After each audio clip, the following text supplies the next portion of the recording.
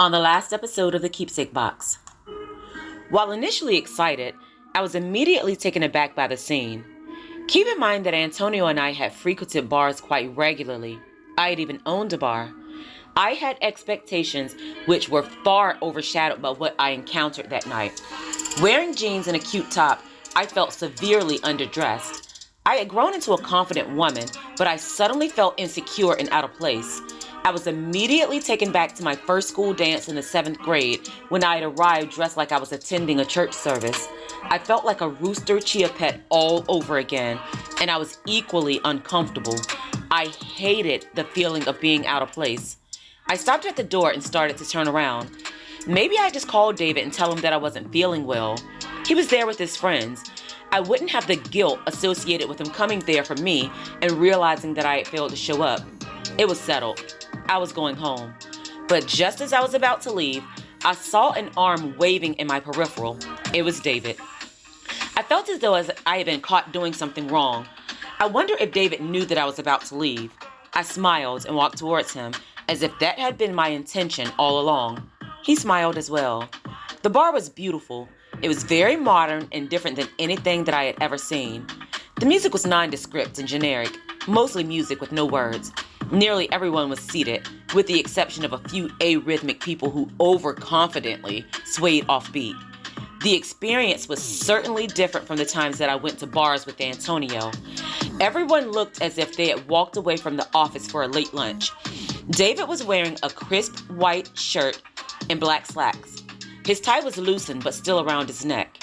His jacket was draped across the back of his chair.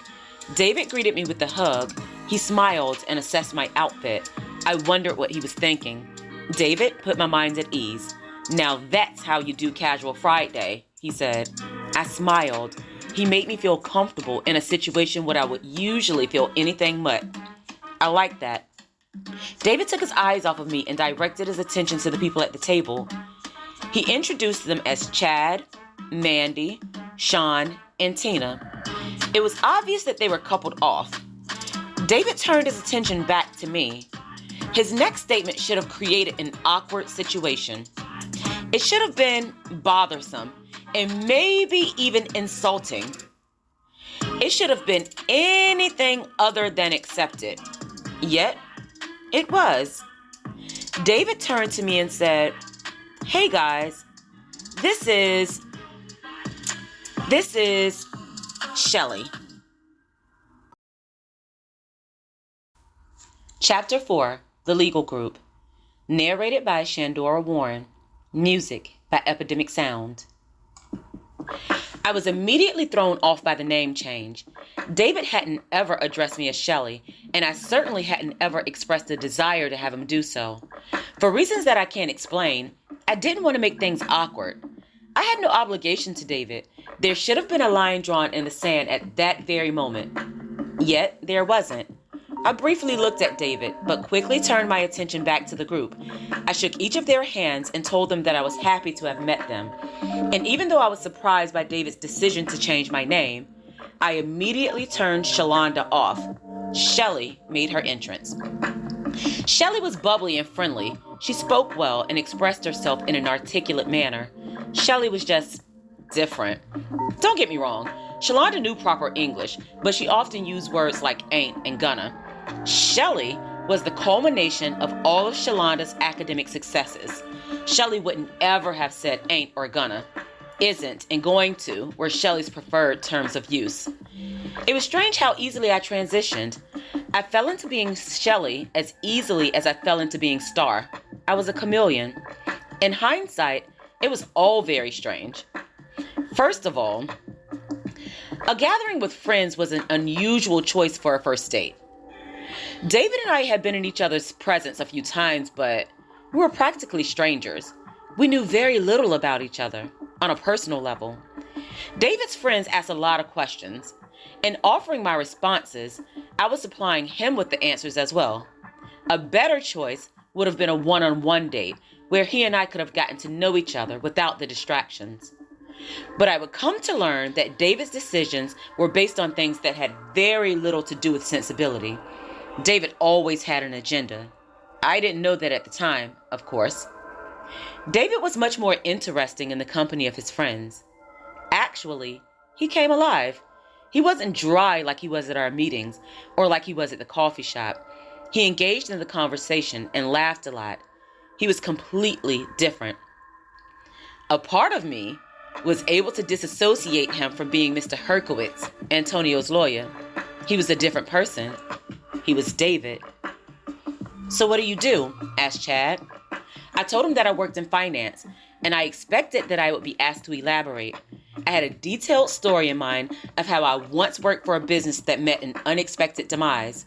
That wasn't entirely untrue. I did work for Antonio, and his death was very much unexpected. I've learned that the trick to lying is to stay as close to the truth as possible. That gives you fewer details to remember. But I wasn't forced to elaborate on my partial truth. I offered no further explanation, and no one asked. I got the impression that they didn't really care. I was very comfortable with the legal group. It was easy to be. They didn't speak in depth about anything. Every conversation was generic and touch and go. They lacked the genuine interaction that I would have had with Cream or Peaches. They wouldn't have understood Cream and Niece. A part of me felt sad about that.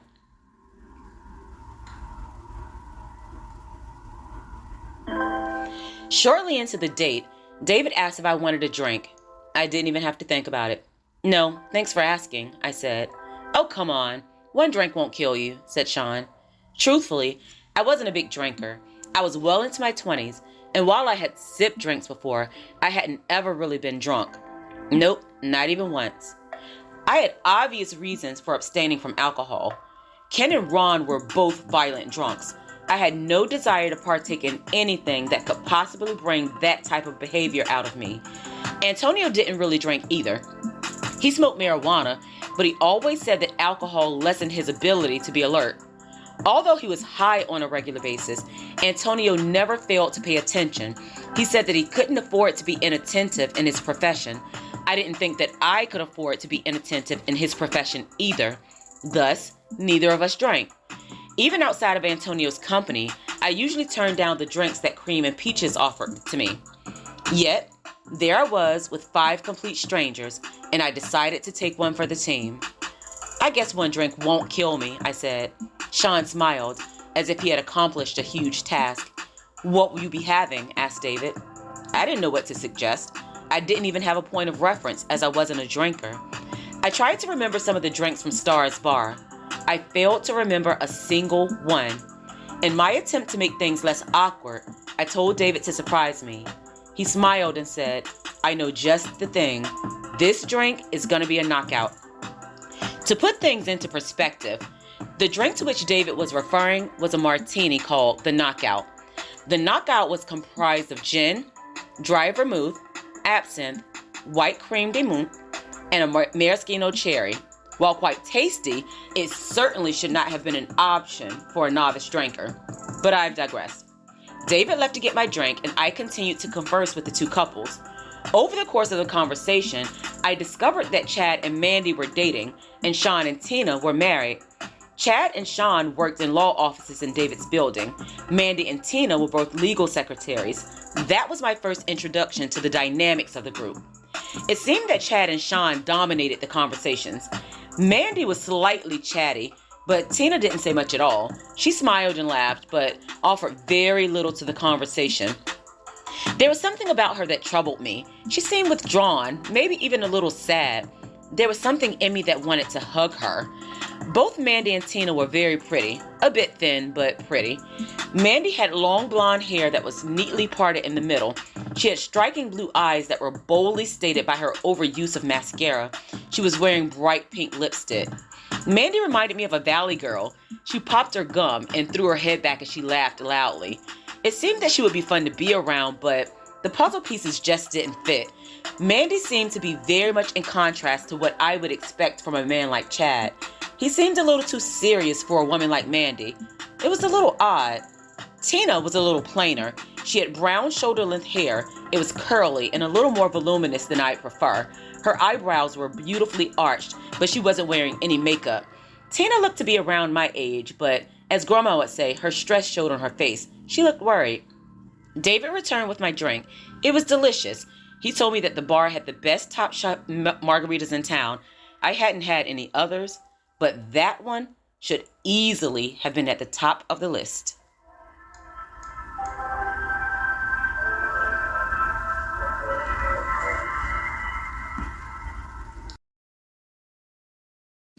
I watched Mandy and Tina closely.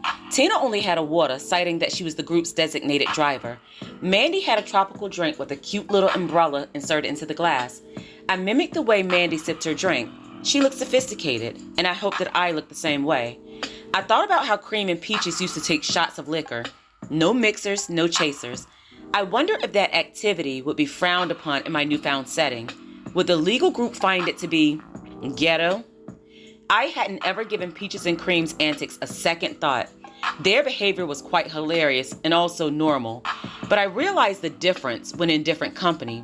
I also noticed the difference in how my normal circle of women acted and how Mandy and Tina acted, specifically as it related to their relationships. I behaved in contrast as well. No one could ever say that I was an angry black woman. I didn't portray myself that way, but I was certainly different than Mandy and Tina. It was subtle, but simultaneously obvious. I had a quick retort. I responded quickly to anything that was presented to me. In my previous circle, we called it the snapback. The snapback occurred when someone said something and was met with a witty comeback from the other party. The snapback was specifically designed to out-retort the original speaker. It was usually funny and caused a little sting, but that was the point, the sting. In my case, I would be presented with an adverse comment. Typically, either Cream or Peaches would say, "Oh, she about to snap back." And that's why we called it the snapback.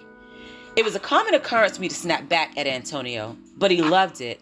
He always told me that he loved my spunk. Antonio never got upset about me snapping back. He'd usually say, "Shut up with your smart mouth." Sometimes he'd say, "Okay, pipe down, little girl." We'd laugh about it. I couldn't imagine the legal group laughing about the snapback. Mandy and Tina were different. They responded differently. They were softer, less confrontational. Now, understand this.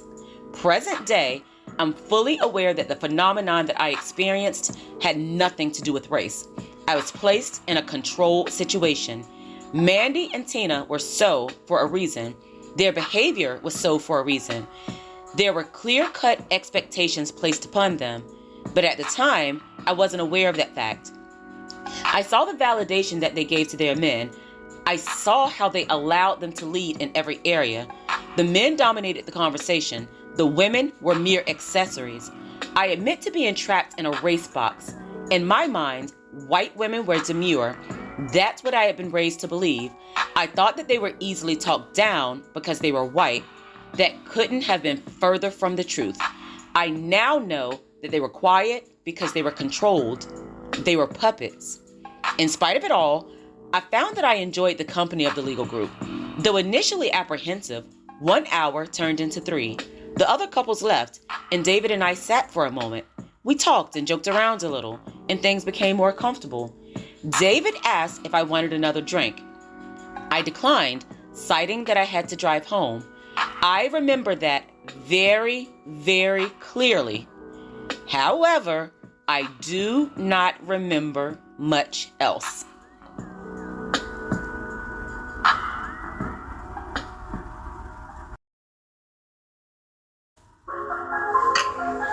Thank you so much for listening. Make sure to follow Shinny Tells a Story on Facebook and Instagram. I'd love to hear from you. If you'd like to purchase books by Shandora Warren, they're all available on Amazon in ebook, paperback, and some in hardback formats. Thank you for helping me to create the world that I want to see. Oh yeah, you're welcome.